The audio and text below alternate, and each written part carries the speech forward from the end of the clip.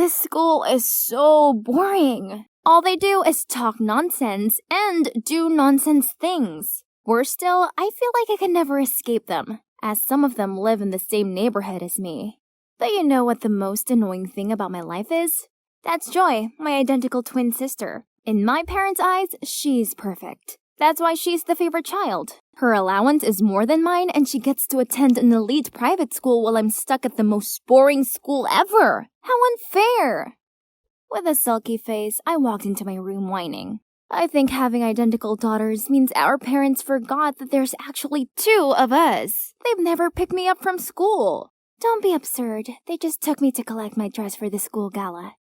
A new dress for some fancy party. How terrible for you.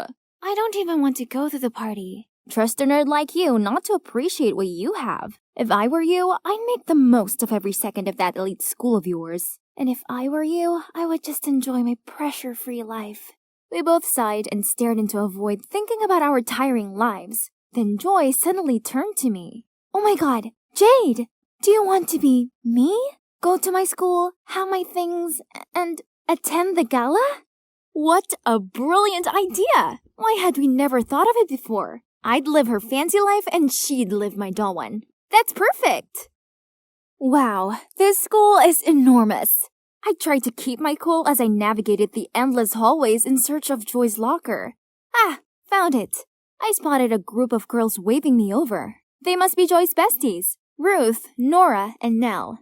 Unlike my boring sister, they looked very glam in their branded clothes. What a power group! Wherever we went, all eyes were on us. Students handed us snacks, saved places in the cafeteria line for us, and let us sit in the front row of the basketball match. These girls were so interesting. Bet I fit in with them way more than Joy did. Talking about Joy, she somehow loved my boring old-fashioned school. I'd never heard her chat that much in my life. About how nice my friends were, how easy all the lessons were, and how cool the school bus was. Joy's friends were so much fun, and they did cool things. For instance, they always had shopping dates and bought each other expensive gifts without question.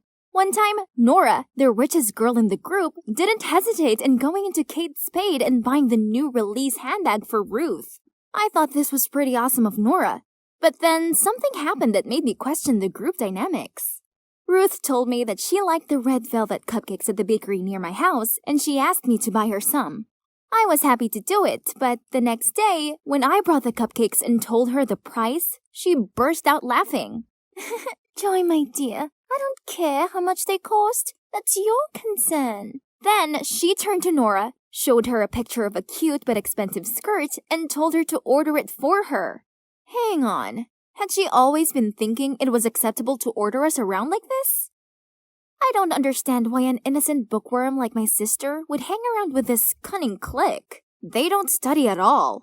During the test, while I was still randomly circling the answer, Ruth kept on kicking my chair and urging me to let her copy my work. And as soon as the teacher turned her back on us, she even snatched my answer sheet. Huh?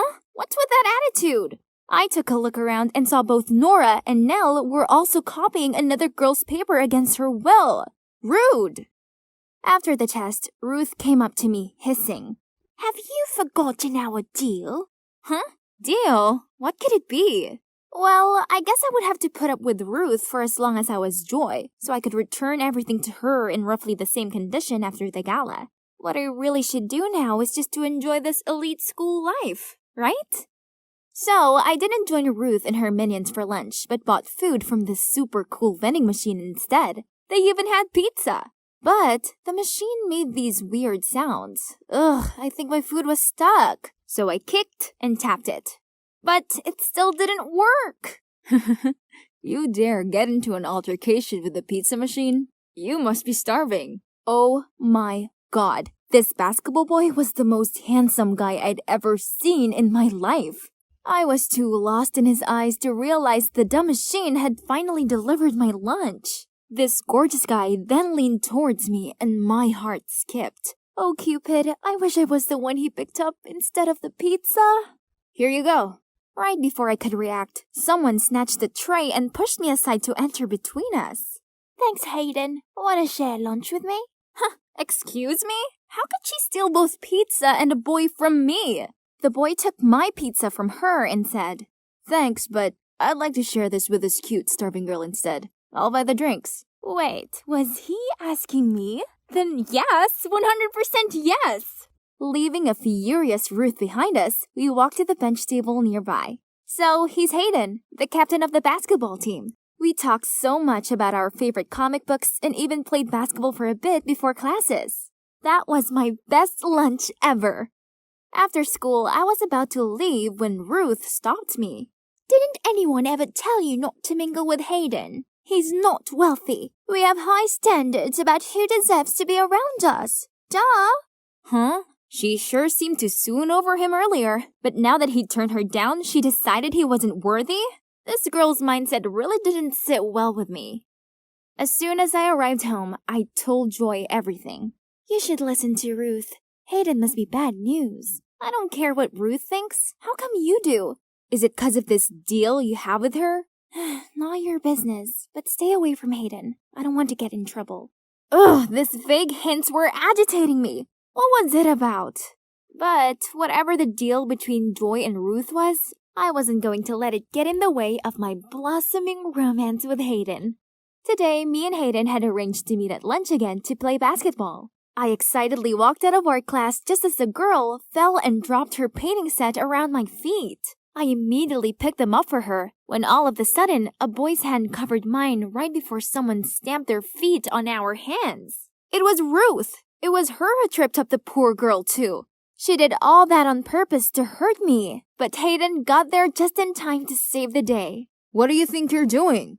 Feeling too embarrassed being caught red-handed, Ruth couldn't do anything but give me a spiteful look before leaving. I couldn't believe that Hayden did that for me. His hand was swollen, but he just kept checking if my hand was okay. "How can Ruth be so horrible?" "Because she knows everyone's ugly secrets, and she uses them to control people. Joy, she knows your secret too, right?" "No, I'm not sure, but I don't care. No matter what that secret is, she's gone too far. Don't worry, I got your back." "So will I. Oh, I'm Katie, by the way." From then on, I no longer hung out with Ruth and her minions. But I kept quiet about this to Joy as I didn't want her freaking out and making us switch back places early. The more time I spent with Hayden, the more I found myself liking him. I wanted to confess to him who I really am, but I can't. At least not yet anyway. Katie is really nice to me too, and she introduced me to her super sweet friends. Everything was just perfect, except my grades. Well, I didn't dare to tell Joy about this either. My study was pretty bad, and it literally ruined Joy's straight-A record. Meanwhile, Ruth, time after time, insisted that I was the one who had to do all her homework, research, and tests. But duh, I couldn't even finish mine. "You know what I've got." "Yeah? What exactly is that you have? What's all the threat about?" Ruth was stunned seeing me talking back at her like that. Yep, that was it. I've had enough. After class, she waited at my locker and signaled me to follow her to the equipment room. Finally, I could know what my secret was. Ruth showed me a video on her phone of Joy sneakily checking her notes during an examination. Was she cheating? "If our principal sees this, I'm sure your precious scholarship will be long gone. And what about that excellent student title of yours?" So Ruth was using this to manipulate Joy. Does she do the same to everyone else? Do you think this would scare me? "I don't think. I know. You don't want to lose everything, right?" No, Ruth. It's you who's gonna lose. Do whatever you want with that clip. Like I care. And so, I walked away, leaving a fuming Ruth behind. To be honest, I was a bit scared. Well, I know scores and things like academic transcripts were so important to Joy. What if I destroyed it all? After my last class of the day, the thing that I feared the most came upon me. The principal called me to her office and showed me the video that proved that I cheated on a math exam. She was so disappointed in my horrible grades recently, she even asked if it was because I was too caught up in my dating life and the bad influence I called friends. But how am I supposed to tell her that it was just my own incompetence? Nothing to do with Joy or Hayden or my new friends. I just reached my room door when I heard Mom scolding Joy. The principal must have called her. It was all my fault. When Mom left the room, I could feel how angry and frustrated Mom was. Joy, I'm so sorry. I couldn't let Ruth have this hold over me. You anymore. I waited for Joy to take it out on me, but to my surprise, she was kinda happy. That's okay. I think I should thank you for that. I've never been brave enough to stand up for myself, although I was so tired of getting picked on all the time. I was so scared, but turns out being scolded by Mom isn't as bad as I thought. My homeroom teacher also called me, but she only gave me a warning and told me not to make the same mistake again. I've never felt this at ease before, Jade. I'm not the perfect Joy anymore. Then, Joy told me about the pressure she felt to be perfect. One time, she even got sick before the math test due to studying too much. Not having enough decent revision and being afraid of getting a bad grade, Joy cheated and was caught and recorded by Ruth as evidence. We finally understood each other and decided to teach Ruth a lesson to stop manipulating and taking advantage of others. We spied on Ruth and secretly recorded her. And guess what? Turned out she was not as wealthy as she always pretended to be. All the brand names she had were from the poor victims that she called friends. I also filmed Ruth forcing the top students to do homework and essays for the rich kids while she just sat idly to collect money. I was so ready to post these videos online, but Joy stopped me. She told me if we did this, we were just as bad as Ruth. Instead, she had a better idea. She sent the videos to Ruth and demanded her to delete all of the students' secrets. In exchange, we would delete all of hers. Ruth, of course, had no choice but to obey. Wow, how mature my sister is. My last day in Joy's life has arrived. I'm just gonna make the most of it before I hand the reins back to my sister. Honestly, I kinda miss my normal school and my friends. But what about Hayden? Will he still want to know me when he finds out I lied to him?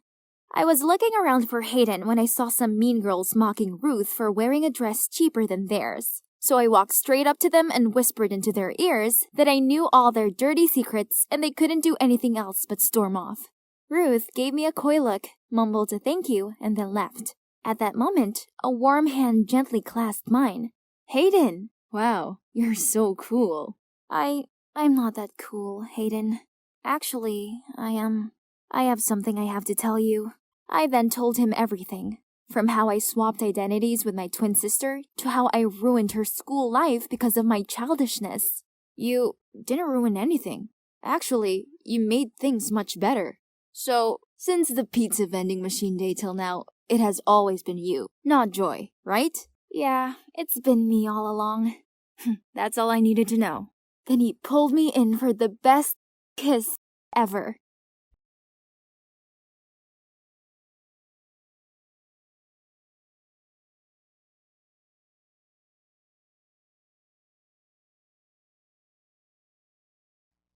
Why is he always late? I've been waiting for my boyfriend Kevin for the last half an hour. I craned my head to see if he was coming, but the only people around were a cuddling couple. I watched the guy kiss his girlfriend on the cheek, then led her over to the Porsche parked nearby. Oh wow, if only. But wait, that guy. Oh my god, it's Kevin!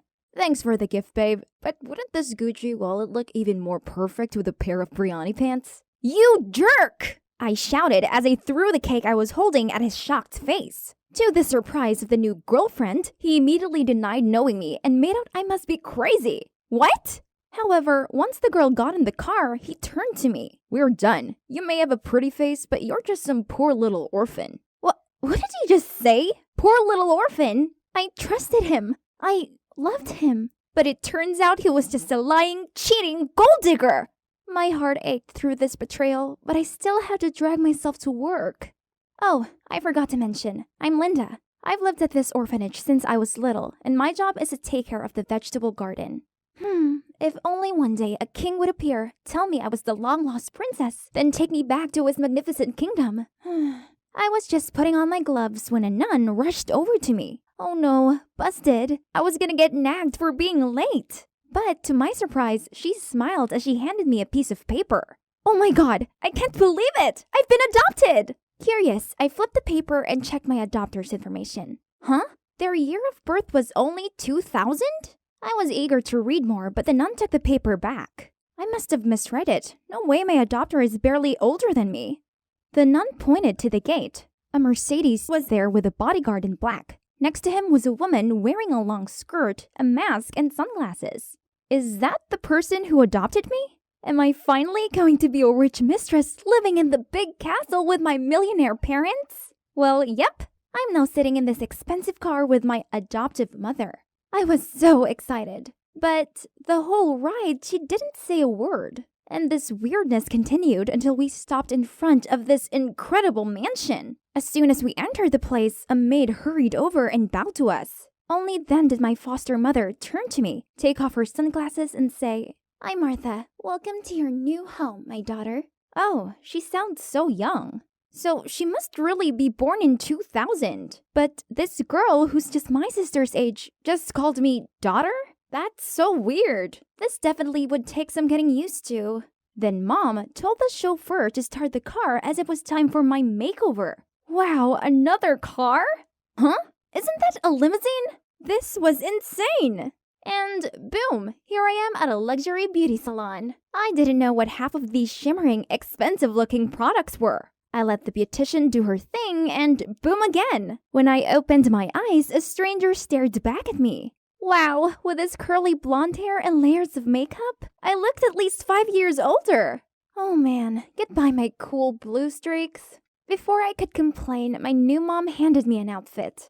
Wait, what is this? This dress is super tight and short. I feel like an Egyptian mummy in it. As for these high heels, ugh, how could anyone walk straight in these things? But seeing my mother's satisfied eyes, I tried to force a smile.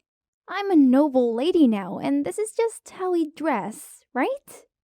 Finally, dinner time. I used to think that places like this only existed on TV. Oh, look at these numbers. One meal here costs more than our monthly expenses at the orphanage. Wow, it didn't take long until the waiter brought out these fancy-looking dishes. But Mom's still wearing a mask? I was about to ask when she ordered a portion to go, then told me to just eat and she would wait for me. Why though? This was so awkward. Why was she so insistent on keeping her mask? But that's not the only strange thing. Today, I returned to school. Still the same old school, but Mom insisted this muscular bodyguard accompanied me everywhere. I couldn't even go to the restroom in peace as he stood guard outside. It's great I've been adopted and all, but I can't carry on being controlled like this. It's so embarrassing. I have to negotiate with Mom. So I made her some squash soup to break the ice. I knocked on her door a few times, but no response. So I opened it, intending to leave the bowl on her table when suddenly someone held my wrist. It was Mom. She looked at me with scary eyes. "How dare you enter my room without permission? Where are your manners? I made some soup for you and I forbid you from entering my room again. I will not repeat myself on this." Okay, geez. Why was she so sensitive about it? I wonder what she was hiding there. So, that was a failure, and I still have this living statue following me everywhere. It's lunchtime, yet thanks to him, no one would ever sit with me. I needed to escape him before his presence suffocated me. What should I do? Finally, after overhearing some students mention that the vending machine had run out of orange juice, I immediately asked the bodyguard to get some for me. Ha! I'm sure he won't find any even if he dug up this whole school. Success! How great it is not being supervised by that giant rock of a guard. I was in the field joyfully chatting with 2 of my friends, but I didn't even get to finish my story before the bodyguard showed up again. Great, now you've scared my friends off. There he goes again, being all silent and still. Ugh, this was so annoying. I need to set up a date to apologize to my friends about that incident. And of course, we have to finish the gossip we were talking about. But how could I possibly avoid my bodyguard? Aha! I just sneaked out of the kitchen's back door, and there's only this fence left between me and freedom. Oh no, the stupid alert system! The bodyguard was rushing toward me, but thankfully, I made it through. But then, oh snap. Before I could process what was going on, Mom was glaring at me and gave the guard an order. Take her back to her room, immediately! As soon as I was tossed back into my room, Mom started yelling. What is this rag you're wearing? Maids, throw this ghastly clothes away at once. From now on, you'll only wear what I allow you to. And you must not go outside without my permission. Is that clear? Then she slammed the door shut. What? Why was she being so unreasonable? I couldn't live like this. I needed to talk to her. I barged into her room but didn't see her anywhere. I took a look around and noticed a picture of a girl, but why does she look exactly like me? Who is this person? What's happening here? Mom angrily sprinted towards me and grabbed the photo frame. I tried to take it back, and as we were pulling about, I quickly took a chance and snatched her mask. Surprisingly, her wig also came off. Oh my god, Martha looks exactly like me! Except there's a mark on the side of her face. Martha, what's going on? It took a while for her to calm down and tell me everything. Turns out she was due to marry her dream man, but then she was diagnosed with hypochromia, a condition that affects red blood cells and can result in skin pigmentation. She worried if her fiancé found out, he would cancel the wedding. Then she found a picture of me that my orphanage posted on their fan page. Stunned by how similar we looked, she came up with the idea of asking me to replace her on her big day. What? How dare she use me like a tool? I was about to leave, but then she got on her knees and started sobbing. Please help me. I must marry him. Then you can go home. I have lots of money. You can have as much as you want. Please, this marriage is everything to me. I'm truly in love with him. Martha looks so pathetic. I couldn't leave her alone miserable like this, so I agreed to help her. She then shared her Instagram account with me so I could contact her fiancé. So I went on my first date with this man called Elias, wearing a Bluetooth headset connected to Martha's. 5 minutes had passed and he hadn't noticed I was a fake. That was a little strange, huh? Is there something on my face? Why are you staring at me like that? Oh, sorry, it's just you look even more appetizing than this beefsteak. And you're far prettier than the last time we met, Maddie. Every time I set eyes on you, I feel myself blossoming. Ugh, I know, it was a cheese fest. But hey, I was just doing my part here. Then suddenly, Elias sighed and gave me this sad look. My dad is seriously ill and is in the hospital. Right now, we're in a very difficult financial situation. At this rate, I don't know if the wedding will go as planned. So, it would be great if you could help me. Yes, of course. I will help you. Don't worry. Oh boy, what a simp Martha is. As soon as I delivered the line, Elias immediately got up and said he must go to the hospital to take care of his dad, leaving the bill to me. Something about all this seems fishy to me. The next day, I waited for Elias at a cafe. He was late and rushed in, looking all flustered. Honey, did you wait long? You have the money, don't you? I gave Elias the bank card and a small gift box. I wanted to cheer you up, so here's a little something extra. Yeah, Martha had begged me to deliver this gift box to him by hand, saying that his family situation must have stressed him out tons, so she wanted to comfort him. What a rich people thing to do. Oh, a Rolex! Pumpkin, thank you. This watch will surely go well with a Valentino shirt. What a pity I don't have one yet. Wait, I think I'd heard this somewhere before. Oh my god, he sounded exactly like that douchebag Kevin. Was he just using Martha for her money? I decided to pry further and find out. Is your dad better? I would like to visit him. Which hospital is he in? Elias looked confused. He fidgeted with his watch, unable to meet my gaze. My dad's fine. You really don't need to visit him. So you don't have to worry about the hospital bills anymore, right? Oh, no. I haven't paid his bills yet. I can't... I'm just kidding. Of course, it's yours. Now I'm sure he's no different than my gold-digging ex. I couldn't let this guy continue to take advantage of Martha.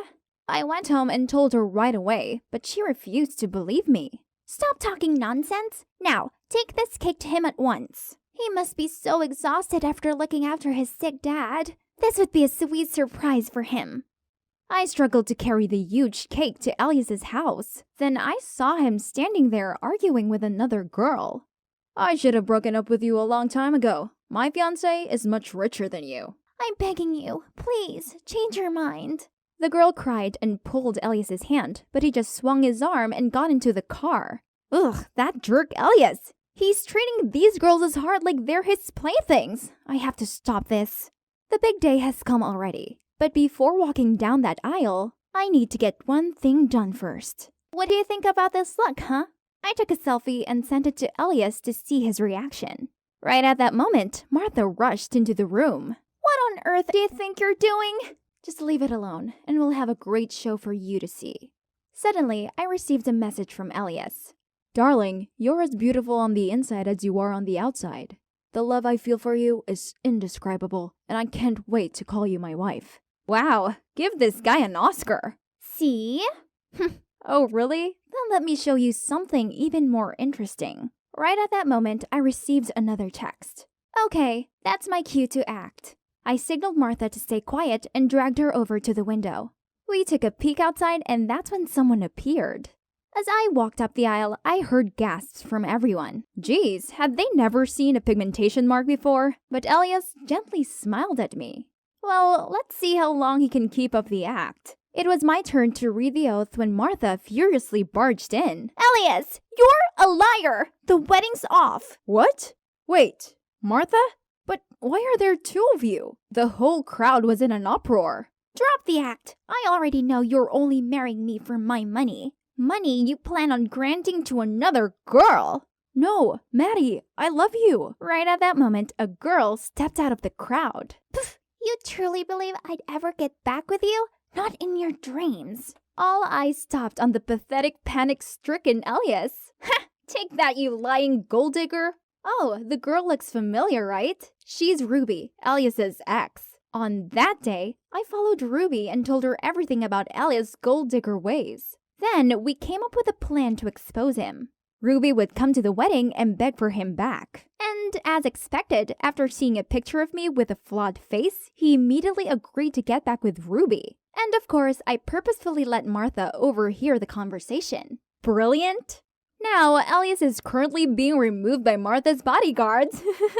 Serves him right. So what happened next? Well, Martha told me about her past. Her parents both passed away and left her a huge fortune. She may have had wealth, but she was lonely, which is why she acted impulsively around Elias. We both learned that love is precious, and it's also worth the wait for someone who loves us unconditionally. Martha let me stay here in her mansion, and we've actually become really close. It turns out we both have found something way better than fake love from slimy gold diggers, and that's sisterly love.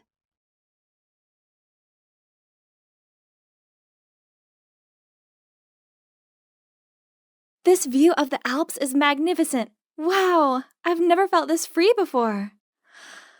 Huh? Hang on. Are those meowing sounds that I'm hearing? I followed the sounds to the raging river nearby, and there, stuck on a rock in the middle of it, was a terrified cat. Oh no, poor baby. I've got to help it. I quickly grabbed onto the nearby tree, then leaned out towards the rock with an opened umbrella on the other hand for the cat to jump onto. The cat hesitated for a bit before making the leap, but it's heavier than I expected. I lost my balance and tumbled into the river. I grabbed the cat just in time, but the strong current made it impossible to float. In a panic, I screamed for help, but the waves lapped over me and gulps of water filled my mouth, and just like that, I felt my surroundings darken. Ugh, what was this wet, scratchy thing rubbing on my face? I opened my eyes to see that cat sitting on me. Thank goodness it was okay, but where am I? This seemed like some kind of rustic cottage house. Suddenly, a man walked into the room with a food tray. Who are you? Relax, I'm the one who jumped into the river to rescue you both. Turns out he happened to pass by the river while we were swallowed by the current, and he didn't hesitate to jump in to save us, then brought us back to his home. Oh, thank you for everything. Sure, here, eat up. So, how come you and Topaz fell into the waterway? Who? Oh, you mean the cat? How come you know his name? It says it right here, see? I'm guessing this is not your cat then? I told him how I accidentally found Topaz, so its family must live around here somewhere. Hearing this, he agreed to help me find Topaz's owner the next day. He even gave me his bed for the night, then walked out saying he'd sleep on the couch. But as a guest, I couldn't let him do that, so I just grabbed the blanket and went to sit next to him. You have a cool tattoo there. Kinda looks like a mini Mars, right? Nah, it's my birthmark. The only thing my parents left me. Hans then told me that he grew up not having a clue who his parents were or why they abandoned him. At 18, he moved out of his foster home and came here to become an herbalist. I felt so bad for him, and in a way, I could relate. Being alone is difficult, but having both mom and dad won't guarantee your happiness. I was born into a well-off family with both of my parents, but the thing was, they only got together due to an arranged marriage, and they have resented each other ever since. My house always felt so cold and empty, and I hated staying there. So, as soon as I graduated high school, I took a gap year to travel the world. Actually, Switzerland is my first stop. Gotta say, it's nice to have someone to talk to like this. I guess Hans felt the same way by this look he gave me. He seemed very touched. The next morning, we took Topaz to the town to ask around. Turned out, today was their annual festival, so a horde of people crammed along the street to celebrate and watch the parade. Hans held my hand so I didn't get lost, but somehow the crowd still pulled me away and I ended up stuck among these sweaty people. Suddenly, a hand grabbed mine and led me out of there. Phew, thank God, I couldn't breathe in there. And you know what? A super handsome, stylish guy was standing in front of me. Are you okay? That's when I noticed the tail of my shirt was ripped. Freaked out, I tried to cover it up, so he took out a silk scarf and tied it around my waist. For a second there, I froze to the spot, so amazed by his thoughtfulness. Just at that moment, my phone buzzed with a call from Hans. He told me to meet him at the fountain. Slight problem? I had no idea where that was. Well, lucky me, this gallant guy offered to take me there. We talked along the way, and I found out his name's Willard. He lives in a nearby town and was here for the festival. I told him I came to find the owner of the lost cat I'd found. Then, when I showed him the picture of Topaz, he couldn't hide his shock. Are you sure this is the cat you found? I nodded. He stayed silent for a while, then said, I might know its owner, but I gotta go now. Bring the cat to meet me there. Faye, it was nice meeting you. Then he bowed down to kiss the back of my hand before he left. How sweet! I watched as he disappeared into the crowd. Thanks to Topaz, I got the chance to meet him again. Why are you making that funny face? I told him about my encounter with Willard and convinced him to come with me to the address on the handkerchief. He seemed skeptical at first, but then gave in. I mean, other than this, we had no clue. It was worth a shot, right? The next day, we went to the place Willard told us. But, seriously? Is this right? Why were there a line of people all holding near-on identical cats to Topaz? They even had the same collar as him. What is going on? I walked over to ask an old man sitting on a bench. He told me the millionaire lady who lives here had lost her dearest cat, Topaz. People said his name was on the top of her inheritance list, and she promised to greatly reward anyone who safely returned him, so these frauds were trying to deceive the owner by bringing some Topaz look-alike here. But Madame Primrose is no fool. Huh? Madame Primrose? The iconic designer and president of Wisteria Fashion Corp? That's right. Oh my God! I immediately dragged Hans to stand in the line. You see, my childhood dream was to become a fashion designer, and, of course, the one I admired the most was none other than Madame Primrose! Ah!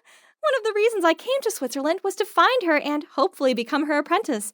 And now look, what are the odds? Finally, it was our turn, but...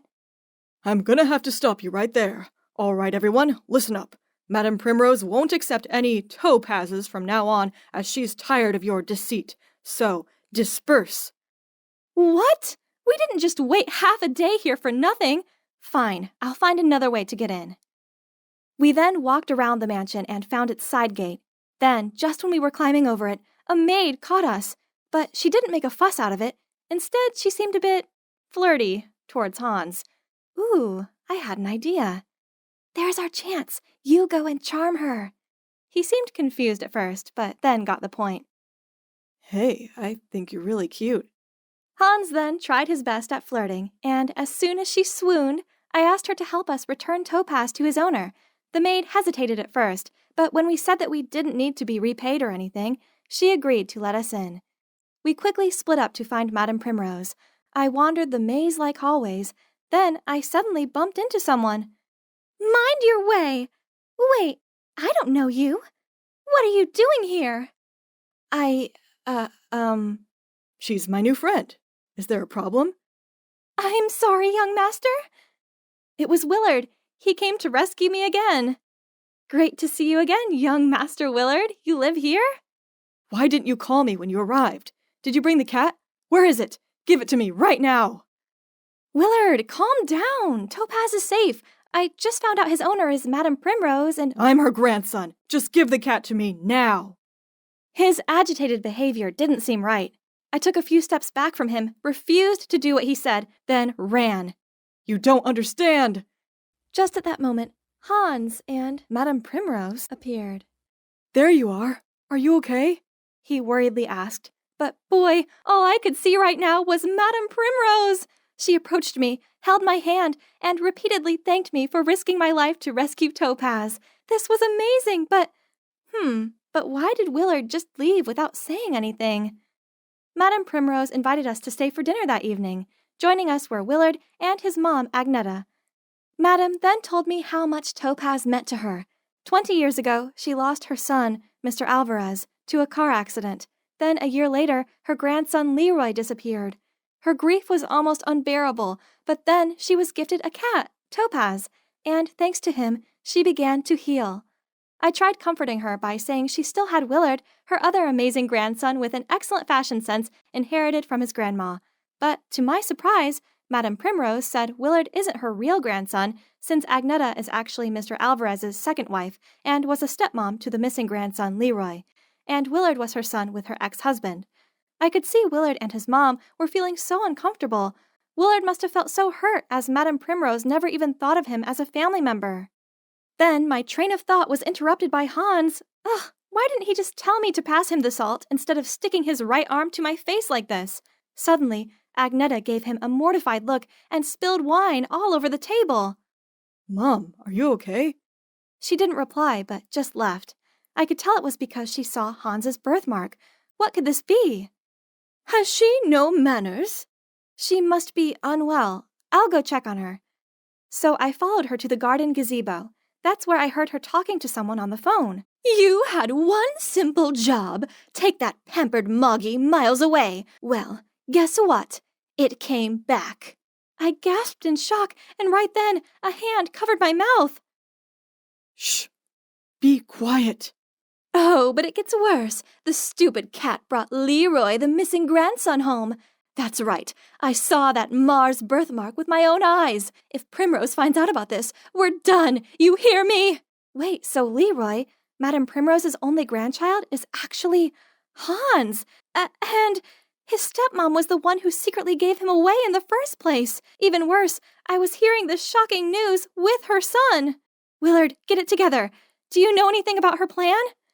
I knew Mom was behind Topaz going missing. That's why I tried to take the cat away earlier, to keep him safe from her.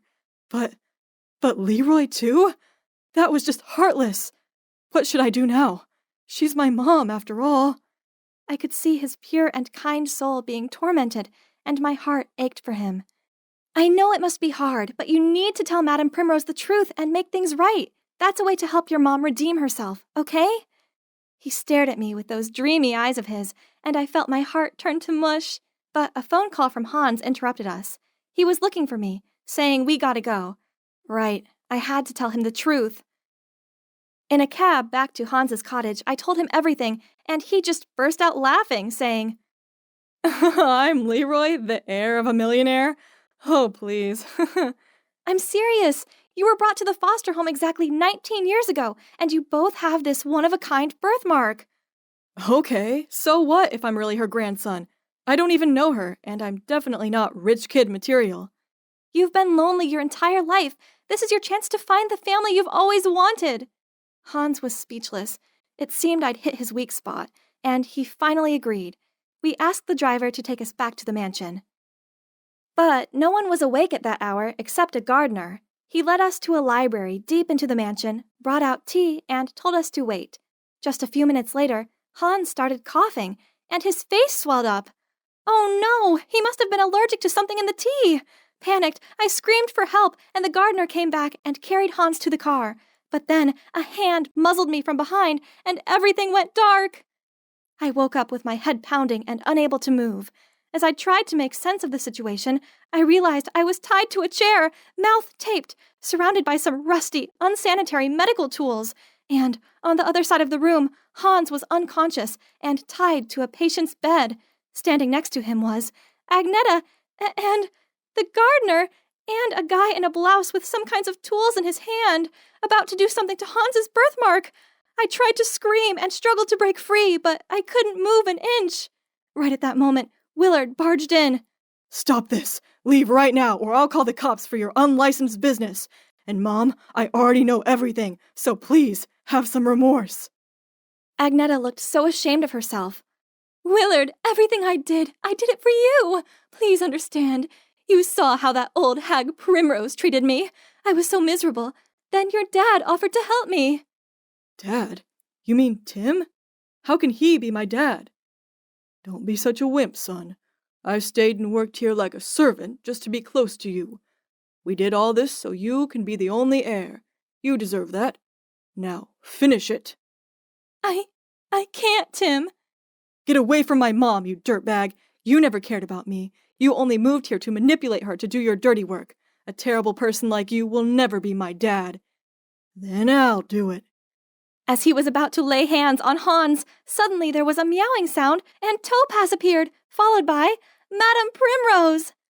Step away from my grandson. You dared to live under my roof all this time and play foul tricks on my family? Take him away.